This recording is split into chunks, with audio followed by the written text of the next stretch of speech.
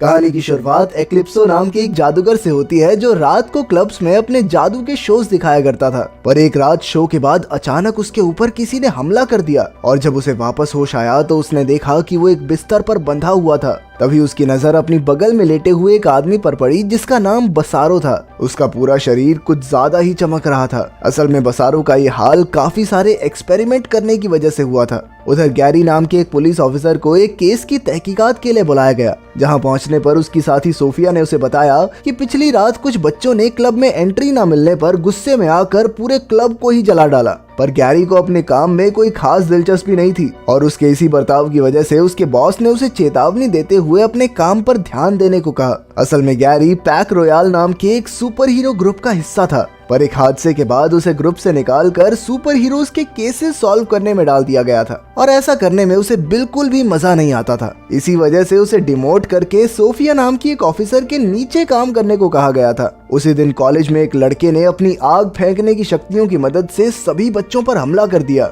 और उसके इस हमले से बचने के लिए इलेक्ट्रिक पावर्स होने के बावजूद भी लिली बाथरूम में जाकर छुप गई। हादसे की खबर मिलते ही गैरी अपनी पुलिस टीम के साथ उस कॉलेज में पहुंच गया, जहां उसकी नजर उसी लड़के पर पड़ी जो जल्द ही कुछ बच्चों पर हमला करने वाला था। लेकिन ऐन वक्त पर गैरी ने बीच में आकर बड़ी ही आसानी से उस पर काबू पा लिया। पुलिस को उस लड़के के पास 2 ट्यूब्स भी मिली, पर ये कोई आम ट्यूब्स नहीं बल्कि पावर सिरम्स थे, जिन्हें सूंघते ही किसी भी आम आदमी के अंदर खास जादुई शक्तियां आ जाती थी। लेकिन सोफिया का मानना था कि क्लब में लगी आग के पीछे इस लड़के का हाथ नहीं था, क्योंकि किसी ने भी उसे वहां नहीं देखा था। पर उसका हमला करने का तरीका ठीक उसी हमलावर से मिलता था जिसने पिछली रात उस क्लब को जलाया था। तभी गैरी की नजर लिली पर पड़ी, पर उसकी गाड़ी से उतरने से पहले ही लिली की माँ उसे वहां से ले गई। असल में इस्माइल नाम का एक लड़का इन पावर सीरम ट्यूब्स को बेच रहा था और वो बिक भी बढ़िया रही थी, क्योंकि सभी बच्चे आग फेंकने जैसी इन खास शक्तियों को पाना चाहते थे। उधर गैरी अपने पुराने दोस्त और पैक रॉयल के साथ ही हेनरी से मिलने गया। असल में गैरी अपने दोस्त की बीमारी की वजह से अक्सर उसके घर के काम में उसकी मदद करता।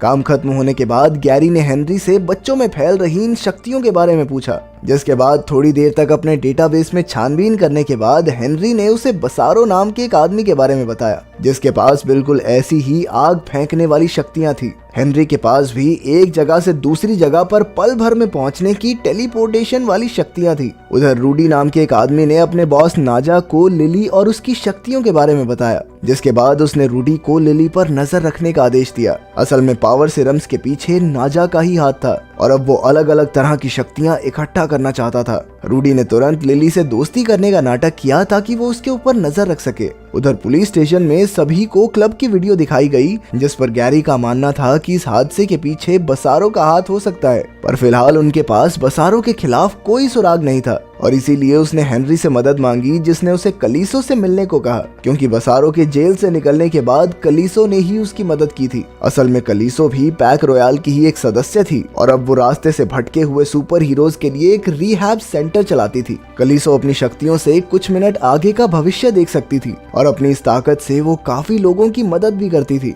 अपनी क्लास के बाद कलीसो ने देखा कि कुछ मिनटों बाद ही उसके एक दोस्त की पैसों के चक्कर में पिटाई होने वाली थी और इसीलिए उसने अपने दोस्त को बचाने के लिए उसे कुछ पैसे दे दिए। तभी गैरी भी वहां पहुंच गया और जब उसने कलीसो से बसारो के बारे में पूछा तो उसने साफ मना कर दिया कि मैं तो बसारो के बारे में कुछ नहीं जानती। दूसरी ओर पुलिस को एक जली हुई लाश मिली और जब गैरी उस लाश को देखने के लिए पुलिस स्टेशन गया तो डॉक्टर ने उसे बताया कि इस लाश के अंदर से वही पावर सीरम निकलता था जिसके इस्तेमाल से बच्चों के अंदर आग फेंकने वाली शक्तियां आ रही थी। तभी गैरी की नजर लाश की गर्दन पर बने एक टैटू पर पड़ी और जैसे ही उसने टैटू की तस्वीर हेनरी को भेजी तो हेनरी ने उसे बताया कि ये लाश बसारो की ही है। सुराग की तलाश करते हुए उन्हें पता चला कि एक लड़का अपनी जान बचाकर वहां से भाग गया था और उस लड़के की जानकारी मिलते ही गैरी अपने साथियों के साथ सीधा उससे मिलने हॉस्पिटल पहुंच गया। यहाँ पहले तो वो लड़का कुछ भी बताने से इनकार कर रहा था, पर फिर सोफिया ने उसे सीरम के साइड इफेक्ट्स के बारे में झूठ बोल दिया, जिसके बाद वो डर के मारे तोते की तरह सारी बात बताने लगा। उसने ये सीरम इस्माइल से ही खरीदा था, जिसके बाद उसके अंदर आग फेंकने की शक्तियां आ गई थी। उधर इस्माइल कुछ सिरम्स लेकर कहीं गायब हो गया था और इसी वजह से नाजा अपने आदमियों से बहुत ज्यादा गुस्सा था।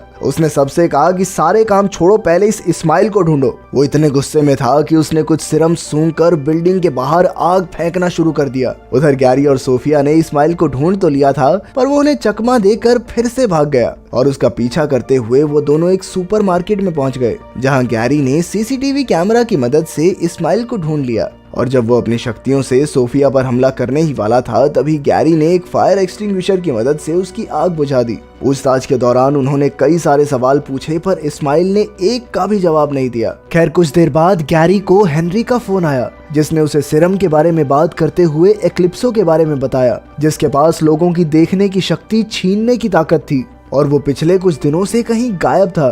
तभी गैरी को पुलिस स्टेशन के अंदर से गोली चलने की आवाज आई और जब वो वहां पहुंचा तो एक ऑफिसर ने उसे बताया कि उसे अचानक से कुछ भी दिखाई नहीं दे रहा था। इसके बाद जब गैरी पुलिस स्टेशन के अंदर गया तो उसकी नजर एक आदमी पर पड़ी जो सभी लोगों की आईसाइट छीनकर उन पर हमला कर रहा था। तभी गैरी को सोफिया के चीखने की आवाज आई और सोफिया के पास पहुंचकर उसने देखा कि किसी ने उसकी भी आईसाइट छीनकर उसे नीचे धक्का दे दिया था। लेकिन गैरी ने अपनी शक्तियों से सोफिया को हवा में ही रोककर उसे बचा लिया। वहीं इस्माइल ये चीज देखकर बहुत ज्यादा हैरान था। पुलिस स्टेशन से भगाने के बाद नाजा के आदमी इस्माइल को सीधा उसके पास ले आए, जहां इस्माइल ने नाजा को गैरी और उसकी शक्तियों के बारे में बताया, पर इसके बावजूद भी नाजा ने उसे मार ही दिया। उधर नाजा का एक आदमी कैलिस्टो के कुछ स्टूडेंट्स को एक नया सिरम बेच रहा था। उधर कैलिस्टो को ये अंदेशा हो गया था कि उसके स्टूडेंट्स के साथ कुछ बुरा होने वाला है। असल में सिरम्स के अंदर ज्यादा डोज होने की वजह से उन स्टूडेंट्स के ऊपर साइड इफेक्ट हो गया था। कैलिस्टो अपने स्टूडेंट्स को बचाने के लिए भागी, पर तब तक बहुत ज्यादा देर हो चुकी थी।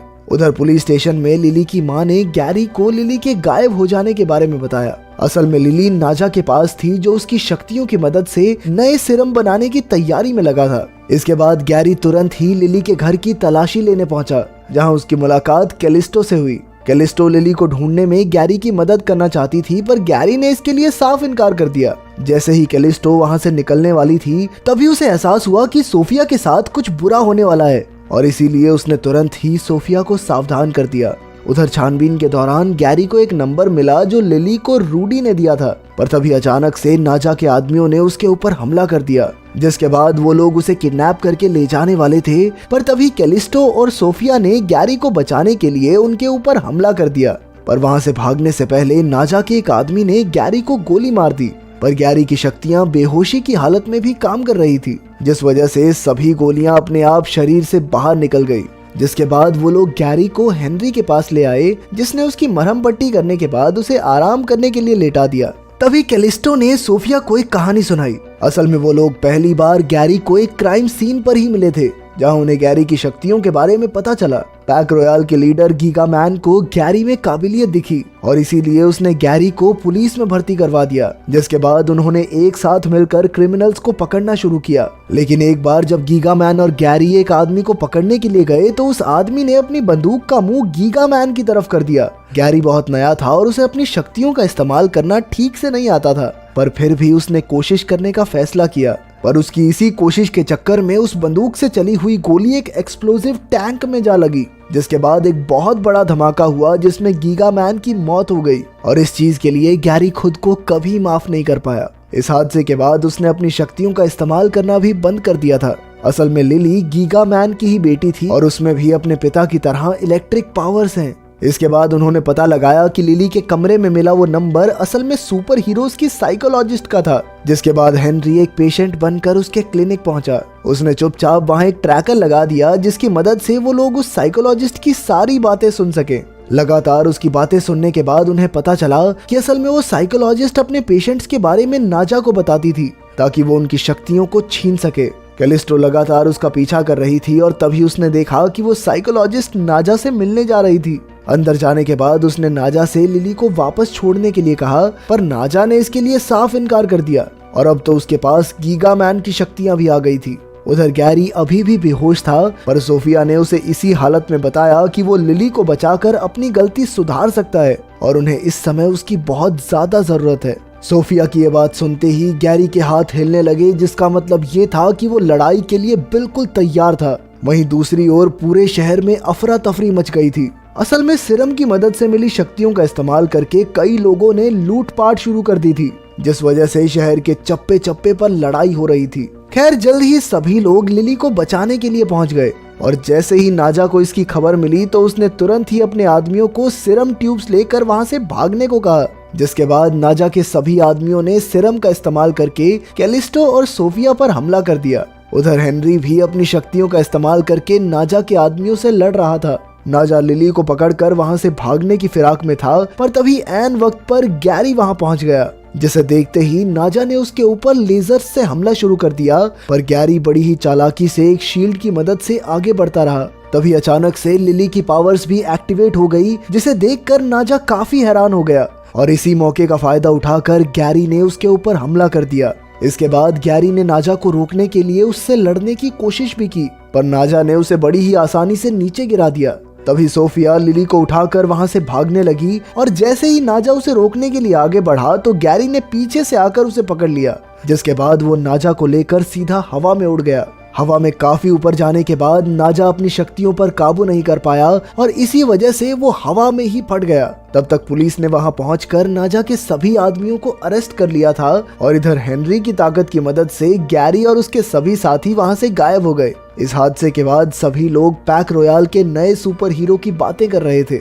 और सभी लोग उसे प्यार से टाइटन बुलाने लगे। उस दिन के बाद से कैस्टिलो, गैरी और हेनरी ने एक साथ रहना शुरू कर दिया और इधर गैरी और सोफिया भी एक दूसरे के काफी करीब आ गए और लिली ने भी अपने पिता की तरह एक सुपर हीरो बनने का फैसला कर लिया था। अगर वीडियो पसंद आई तो लाइक कर देना, चैनल को सब्सक्राइब कर देना। मिलते हैं अगली वीडियो में। कहानी की शुरुआत एक्लिप्सो नाम के एक जादूगर से होती है, जो रात को क्लब्स में अपने जादू के शोज दिखाया करता था। पर एक रात शो के बाद अचानक उसके ऊपर किसी ने हमला कर दिया और जब उसे वापस होश आया तो उसने देखा कि वो एक बिस्तर पर बंधा हुआ था। तभी उसकी नजर अपनी बगल में लेटे हुए एक आदमी पर पड़ी, जिसका नाम बसारो था। उसका पूरा